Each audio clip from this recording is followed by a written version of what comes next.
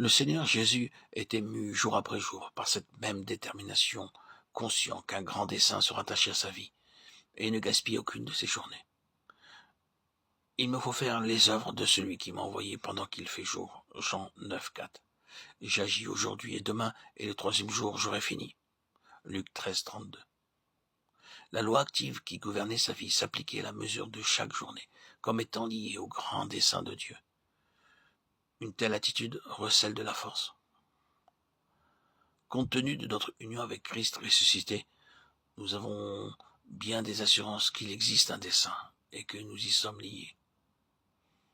Oh, puisse le Seigneur nous amener au point où nous réalisons que nous ne sommes pas ici simplement pour vivre en tant que chrétiens et enfin rejoindre le Seigneur dans la gloire, mais que nous sommes engagés dans un dessein immense.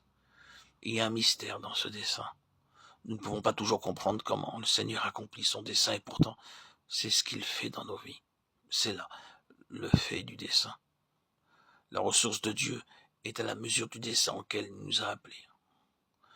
Nous n'en obtiendrons pas davantage. Si nous dépassons la mesure de notre rôle, la force vitale ne suivra pas. Si nous essayons d'empiéter sur un domaine dans lequel Dieu ne nous a jamais appelés, les ressources nous manqueront. Si nous tentons d'assumer ce qui va au-delà de la part du don qui nous est assigné, qui est notre lot particulier, ce sera le désastre. C'est Dieu qui a projeté et délimité, ajusté et arrangé le corps. Nous ne pouvons jamais présumer de l'œuvre que nous voulons faire pour le Seigneur.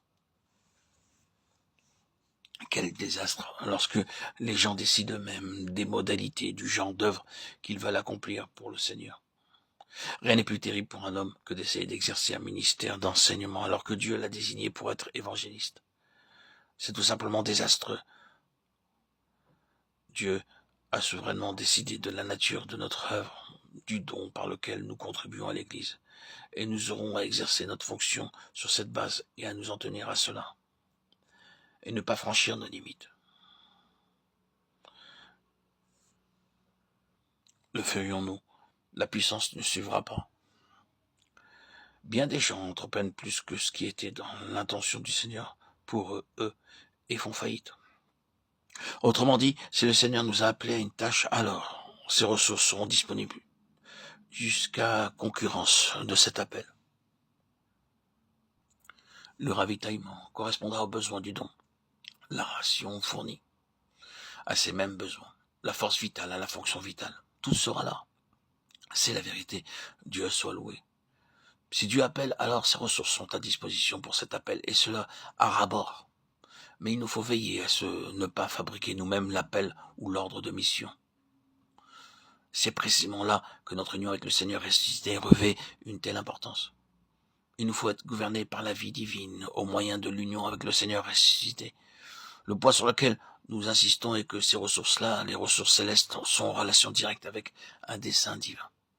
Les ressources afflueront à partir du moment où nous entrons dans le dessein, dans la mesure où nous respectons nos limites et selon que nous y puisons. Elles sont là pour le dessein de Dieu. On peut puiser des forces dans les ressources prévues pour le dessein, mais on peut aussi trouver des énergies dans le fait même qu'il y a un dessein.